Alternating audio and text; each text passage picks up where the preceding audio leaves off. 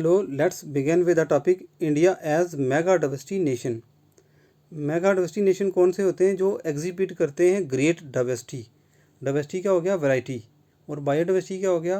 Variety of living beings. और जिन countries में living beings की बहुत ज़्यादा वैरायटी है उनको क्या डिक्लेयर किया गया है? Mega diversity nation. तो मेगा डाइवर्सिटी जो कंट्रीज़ हैं वो क्या रेफ़र करती हैं? Group of nations that harbour majority of earth species. वो कंट्रीज़ जहाँ पर अर्थ स्पीसीज़ की मेजॉरिटी पाई जाती है उनको मेगा डाइवर्सिटी नेशन डिक्लेयर किया गया है। और इन इन कंट्रीज़ में एंडेमिक स्पीशीज़ का नंबर ज़्यादा होता है। वो स्पीशीज़ जो वहीं पर पाई जाती हैं उनको एंडेमिक स्पीशीज़ बोलते हैं। कंजर्वेशन इंटरनेशनल जो है कि एक अमेरिकन की नॉन प्रॉफिट इन्वायरमेंटल ऑर्गेनाइजेशन है। उन्होंने 1998 में 17 मेगा डाइवर्स नेशन जो हैं वो आइडेंटिफाई किए थे। ये मेगा डाइवर्स जो कंट्रीज़ हैं कौन कौन सी हैं? Australia, Brazil, China, Colombia, Ecuador, United States, Philippines, India, Indonesia, Madagascar, Malaysia, Mexico, Papua New Guinea, Peru, Democratic Republic of Congo और साउथ अफ्रीका एंड वेनेजुएला। ये कंट्रीज़ जो मेगा डाइवर्स नेशन है ज़्यादातर किस रीजन में आती हैं? ट्रॉपिकल्स और सब ट्रॉपिकल रीजन में ये मिलती हैं, इक्वेटर के आसपास। जो मेन क्राइटेरिया है मेगा डाइवर्सिटी नेशन का वो ये है कि इन कंट्रीज़ में मैक्सिमम नंबर ऑफ़ जो स्पीशीज़ मिलती हैं वो एंडेमिक होती हैं, वहीं पर पाई जाती हैं और कहीं नहीं पाई जाती। मेगा डाइवर्सिटी कंट्रीज़ में क्या होना चाहिए कि कम से कम भी 5000 एंडेमिक प्लांट स्पीशीज़ होनी चाहिए। और इन कंट्रीज़ का जो बॉर्डर है कहीं ना कहीं मैरीन इकोसिस्टम के साथ, समुद्र के साथ लगा होना चाहिए। तो उनको फिर हम डिक्लेयर करते हैं मेगा डाइवर्स नेशन। तो ये हम मेगा डाइवर्स नेशंस के को मैप पर देख पा रहे हैं। तो अगर हम इन कंट्रीज़ को नाम याद करना चाहते हैं तो इनकी लोकेशन भी हमें पता होनी चाहिए, तो हमें ईज़िली याद रहता है फिर। तो पिक्चर वाइज वे में क्योंकि ज़्यादा चीज़ें याद रहती हैं। तो यूनाइटेड स्टेट जो है 17 मेगा डाइवर्स नेशन में आता है। Mexico, Colombia, Ecuador, Peru, Venezuela, Democratic Republic of Congo, Brazil, South Africa, Madagascar, India, Malaysia, Indonesia, Australia, Papua New Guinea, Philippines, China. तो ये हैं, ये वर्ल्ड मैप पर हम इसको देख पा रहे हैं। और इंडिया का टोटल जियोग्राफिकल एरिया है 329 मिलियन हेक्टेयर्स। और इंडिया की कोस्ट लाइन कितनी है? About 7500 kilometre. तो इंडिया को रिकॉग्नाइज़ किया गया है one of the mega diverse nation. India में लगभग 7 से 8% जो है रिकॉर्डेड स्पीशीज़ मिलती है, वर्ल्ड की बायोडाइवर्सिटी मिलती है। इंडिया का चाहे पोर्शन जोग्राफिकली जो है एरिया है वो परसेंटेज वाइज 2.5% है, लेकिन लगभग 8% बायोडाइवर्सिटी सपोर्ट करता है इंडिया। इंडिया में टोटल जो 36 हॉटस्पॉट्स हैं उसमें से 4 इंडिया में मिलते हैं, जैसे Himalaya, Indo Burma, Western Ghats, Sri Lanka, Western Ghat and Sri Lanka and Sundaland. ये 4 जो हॉटस्पॉट्स हैं वो इंडिया में मिलते हैं। और इंडिया कोई बायोडाइवर्सिटी रिच क्यों है इंडिया? क्योंकि यहाँ पर वैरायटी ऑफ लैंड फॉर्म्स हैं। इंडिया में वैरायटी ऑफ क्लाइमेट्स मिलते हैं, बहुत सारे अलग अलग तरह के हैबिटेट्स होते हैं इंडिया में मिलते हैं। Tropical, temperate area, alpine, desert area India में, जिस वजह से यहाँ पर वैरायटी ऑफ लिविंग बींग्स बहुत ज़्यादा मिलती है। और यहाँ पर फिज़िकल फीचर्स चाहे माउंटेन्स हों, प्लेन्स हों, प्लेटू हो, या इस तरह से अलग अलग फीचर मिलते हैं, वेस्टर्न घाट्स हों। तो क्लाइमेटिक सिचुएशन भी इंडिया की डिफरेंट है, इस वजह से यहाँ पर वैरायटी ऑफ लिविंग बींग्स मिलते हैं।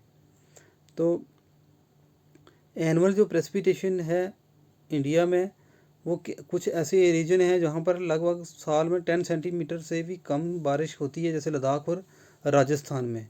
वेयराज कुछ ऐसे पोर्शन भी हैं इंडिया में जहाँ 400 सेंटीमीटर से भी ज़्यादा बारिश होती है, जैसे मेघालय में।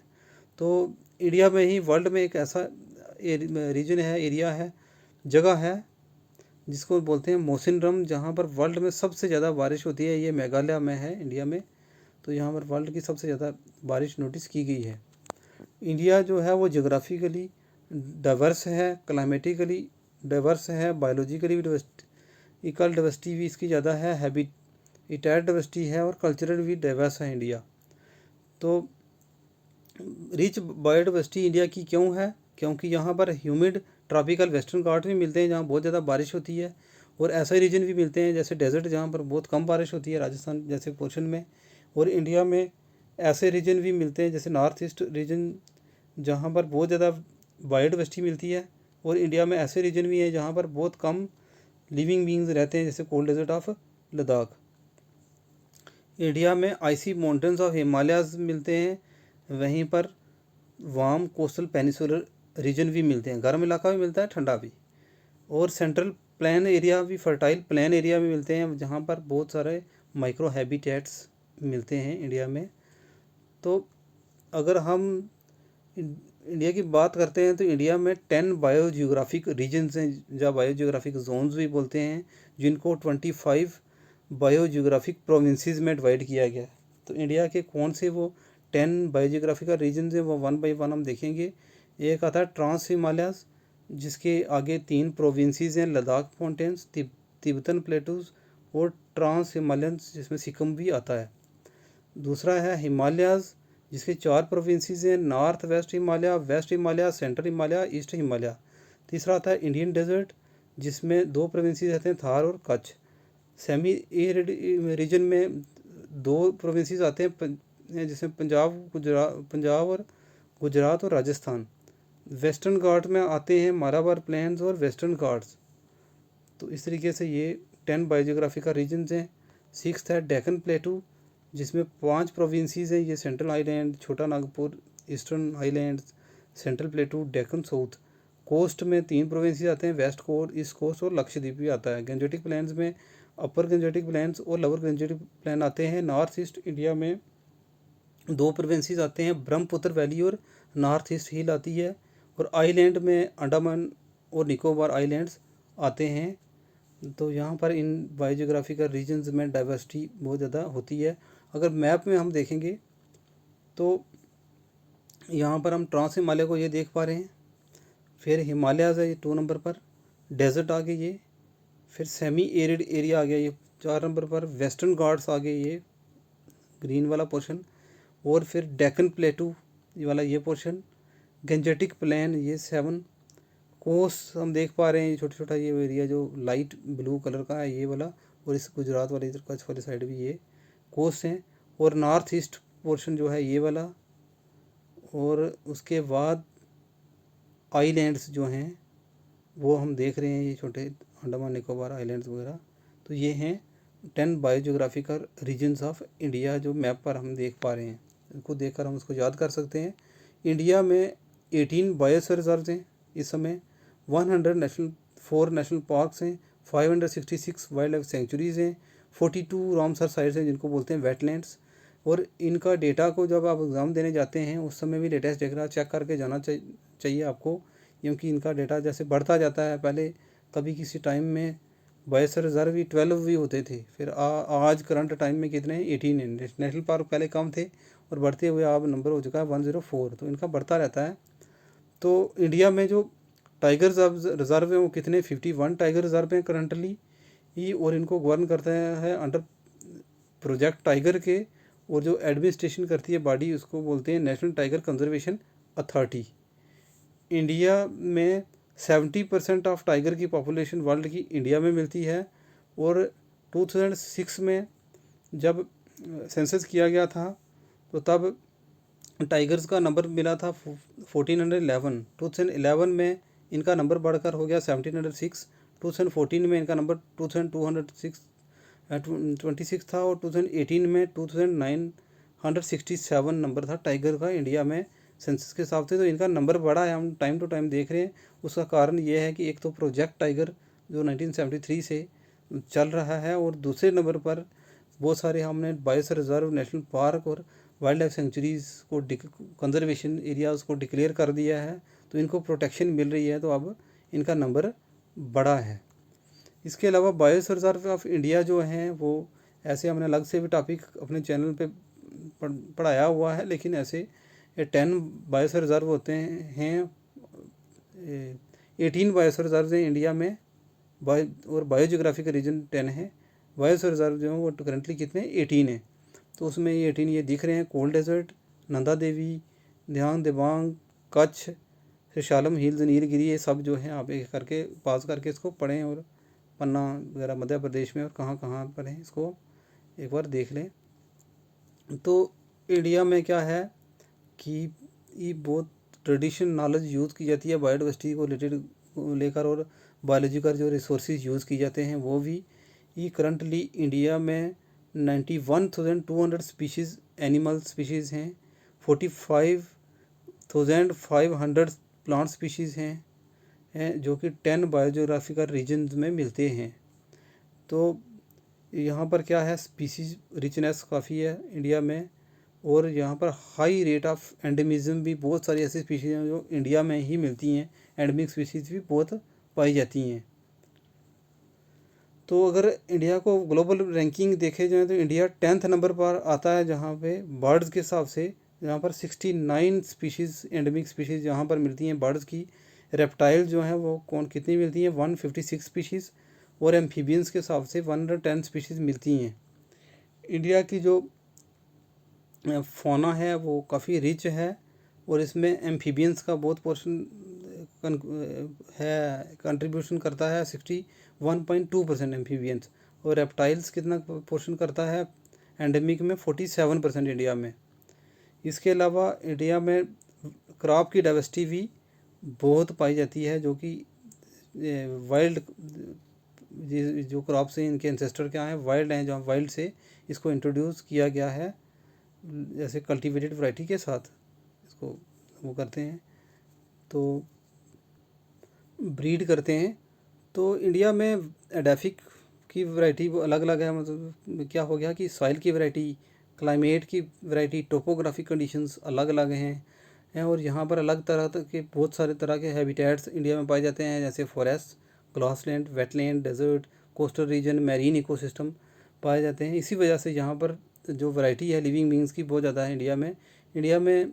एरिड और सेमी एरिड जो रीजन्स हैं वो उसका कितना पोर्शन कवर करता है, 38.8% टोटल जोग्राफिकल एरिया का।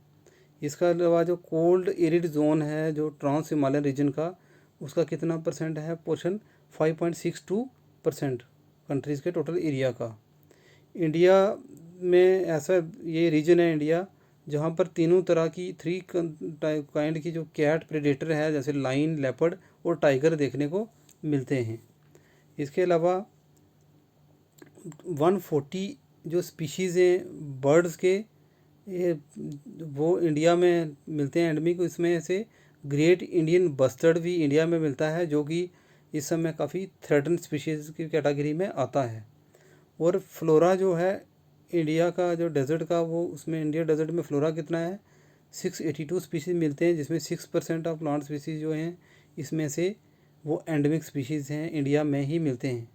कोल्ड डेजर्ट की बात करें लद्दाख वगैरह की इंडिया में, तो यहाँ पर एशियाटिक एबेक्स, तिब्बतन अर्गाली, वाइल्ड याक, स्नो लेपर्ड वगैरह मिलते हैं।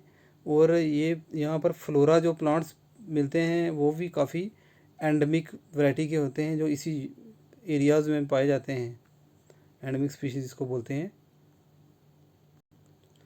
इंडिया में वेटलैंड इकोसिस्टम की भी बहुत सारी वैरायटी है, चाहे वो डेजर्ट वेटलैंड्स हों, ह्यूमिड वेटलैंड्स हों, वो सब इंडिया में मिलते हैं, जहाँ पर डाइवर्स फ्लोरा और फौना पाया जाता है।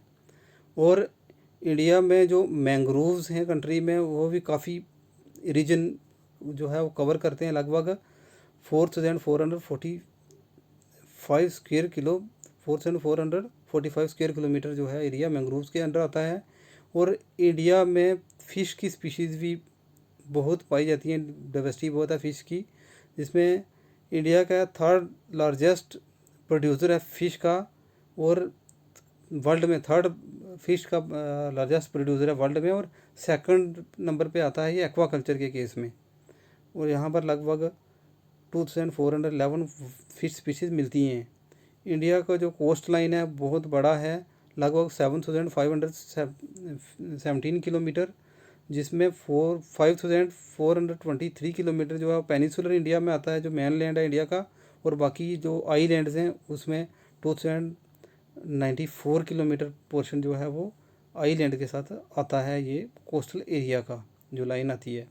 तो इसमें बहुत सारा हैबिटेट्स मिलते हैं ये, जैसे एस्चुरीज, लेगून्स, मैंग्रोव एक ये मिलते हैं कोस्टल लाइन में। साल्ट मार्श, रॉक ई कोस्ट वगैरह बायोडाइवर्सिटी यहाँ पर रिच मिलती है। इंडिया के कोस्ट लाइन में जो है मैक्सिमम बहुत सारी पॉपुलेशन रिजाइड करती है, लगभग 215 मिलियन पीपल जो हैं आसपास यहाँ कोस्टल लाइन में 50 किलोमीटर के दायरे में मिलते हैं। और क्योंकि वर्ल्ड की जो भी सेटलमेंट्स हैं, जहाँ तो लोग जो शहर हैं बड़े बड़े, जहाँ तो किसी नदियों के किनारे होते हैं, जहाँ समुद्रों के, तो कोस्टल लाइन बड़ा है इंडिया का और बहुत सारी पॉपुलेशन इन एरियाज़ में रहती है इंडिया की। ये हम मैप के थ्रू हम ये देख पा रहे हैं कि कोस्ट लाइन की लेंथ कितनी है। तो टोटल कोस्ट लाइन जो है वो 7516.6 किलोमीटर है एग्जैक्टली जो है, जिसमें मेन लैंड का पोर्शन ज़्यादा आता है 5422.6 किलोमीटर, और जो आईलैंड्स हैं उनका एरिया कौन सा आता है 2094 किलोमीटर। आईलैंड हो गए जैसे अंडमान निकोबार का आइलैंड, लक्षद्वीप वगैरह, इनका जो पोर्शन आता है, जो कोस्टल लेंथ आती है वो कम होती है, जो मेन लैंड है उसका ज़्यादा है, वो 5422 है। ये मेन लैंड का जो ये एरिया है जो समुद्र के साथ लगता है कोस्टल लाइन, वो बड़ी है। तो टोटल जो है वो 7516.6 किलोमीटर ये एरिया आता है, जो मैप्स के थ्रू हम देख पा रहे हैं। इसके अलावा कभी कोई क्वेश्चन आ जाता है कि इंडिया की कौन सी स्टेट है जिसमें सबसे ज़्यादा कोस्टल लाइन लगती है, और कभी क्वेश्चन पूछते हैं कितने किलोमीटर की हो सकती है। तो गुजरात ऐसी स्टेट है इंडिया की जिसमें सबसे ज़्यादा कोस्टल लाइन जो है लगती है, और वहाँ पर ये एरिया आता है इसका 1214.7 किलोमीटर। गुजरात के बाद आंध्र प्रदेश, तमिलनाडु, महाराष्ट्र, और इस तरीके से ये आप याद कर लेंगे इस टेबल को। तो ये स्टेट्स और यूनियन टेरिटरीज़ हैं जिनका कोस्टल लाइन और उनकी लेंथ यहाँ पर बताई गई है, और किसका ज़्यादा आता है, कितना कितना आता है, वो यहाँ पर आप पढ़ लें। तो अनदर जो क्रूशियल इकोसिस्टम है इंडिया का, वो क्या है, फॉरेस्ट। इंडिया का फॉरेस्ट आता है, और इंडिया का जो फॉरेस्ट कवर है वो कितना परसेंट जोग्राफिकल एरिया का है, 23.39%। पहले ये एरिया कम था और अब थोड़ा बड़ा है, पहले 19% भी कभी था, 21% था, अब ये बढ़कर 23.39% हो गया है, क्योंकि बहुत सारे एरिया को हमने रिज़र्व एरिया डिक्लेयर कर दिया है उस वजह से। तो ये जो फॉरेस्ट कवर आता है इसमें 75% जो फॉरेस्ट कवर है वो नॉर्थ ईस्टर्न स्टेट्स हैं, वहाँ पर ज़्यादा एरिया जो है फॉरेस्ट के अंडर कवर है, बाकी एज़ कम्पेयर टू अदर जो एरियाज़ हैं इंडिया में।